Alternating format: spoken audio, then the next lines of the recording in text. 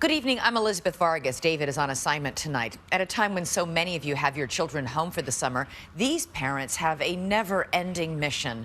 Still trying to find out what happened to their teenage daughter, how she died 8 years after the fact. 8 years after the police say they do know what happened. What will you decide tonight? Join the conversation. We're live on Facebook and Twitter as Deborah Roberts tries to find answers for Annie. Alexandria, Virginia, a stone's throw from the nation's capital.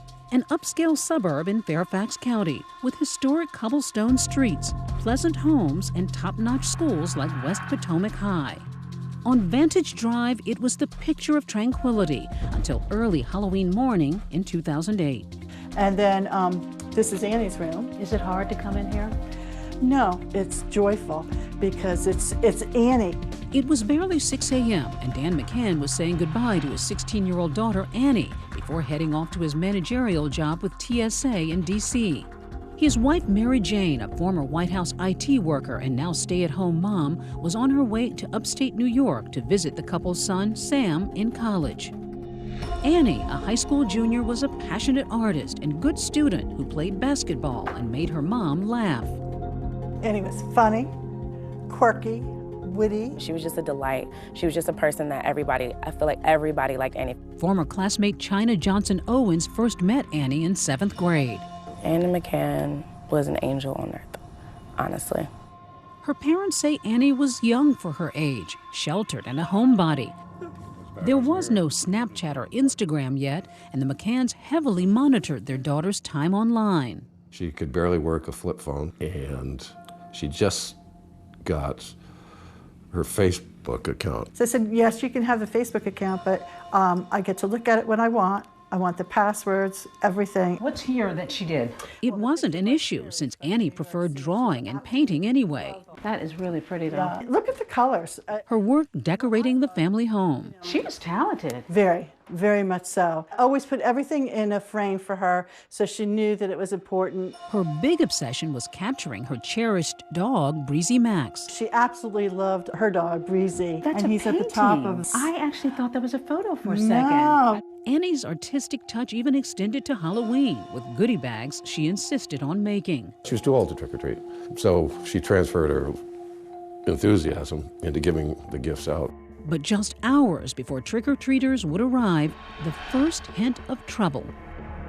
Annie hadn't phoned her mom, something out of character. Oh, she always called me like clockwork after school. Mary Jane knew her daughter's routine. Straight home after school, and if neither mom nor dad were home, she'd call. Up in Ithaca, New York at Sam's college, when Mary Jane didn't get that usual ring of reassurance, she worried. You know, as a mom, you just know. I got this gut. Something's not right. And so I called a neighbor. I said, are any signs of Annie? No. Any signs of the car? No. Annie used the family's white Volvo to get to and from school. Thoughts going through my mind, oh my God, what if she's, and you're thinking, what if she's, oh my God, what if she's in a car accident? Please God, let her be okay. A panicked Mary Jane calls Dan, who rushes home and finds the house phone ringing. Would it be Annie or someone who knows where she is? I answer, and it's an automated message from the Fairfax County Public School System, reporting that your son or daughter was absent today, the whole day. I almost collapsed. So now you realize she was never even at school. Right. So I call the police. Get over here now. There's little to go on, and the Fairfax County officer who arrives isn't overly concerned. Maybe this is a typical teen acting out. People were saying, don't worry, she just ran away, she'll be back. You know, kids do this all the time. It's not uncommon, don't worry about it. But Mary Jane is worried. Her daughter is far from rebellious and only recently had gotten her ears pierced. She's diligent about keeping them clean with a first aid spray Bactine. Keep that in mind. You won't believe how important it will be later.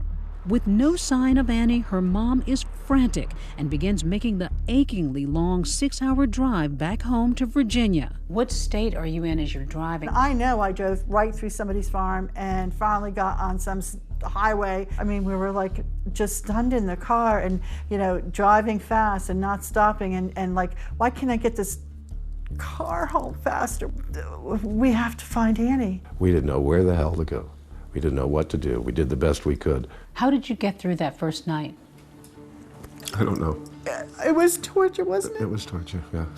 But the torment is only beginning. When the call came in, I was told it was a dead junkie behind a dumpster.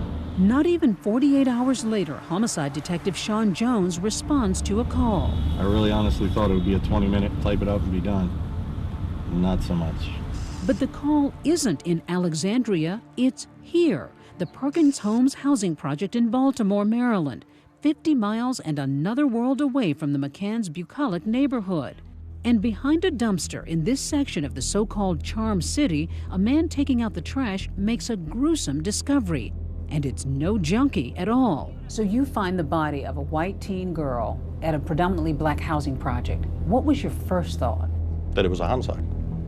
It was a homicide, and we treated it as such. Jones, a 25-year veteran Baltimore cop, knows right away this is an unusual case. When you first looked at her, was there an apparent cause of death? No. Did it look like she had been beaten up? No.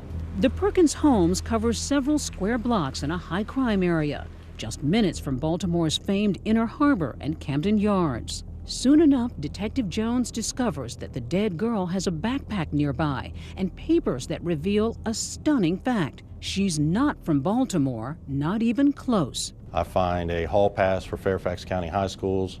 I find her driver's license, and I have people back at the office call the Fairfax PD. A half hour later, the identity is confirmed. It's Annie McCann. Detective Jones leaves the ugly crime scene, driving to suburban Virginia to break the news to the McCanns in person. How as a parent do you even... You can't.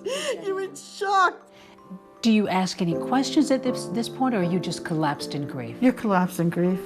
How did a sheltered girl from the suburbs wind up here? Amazingly, Annie McCann herself may have left behind the biggest clue.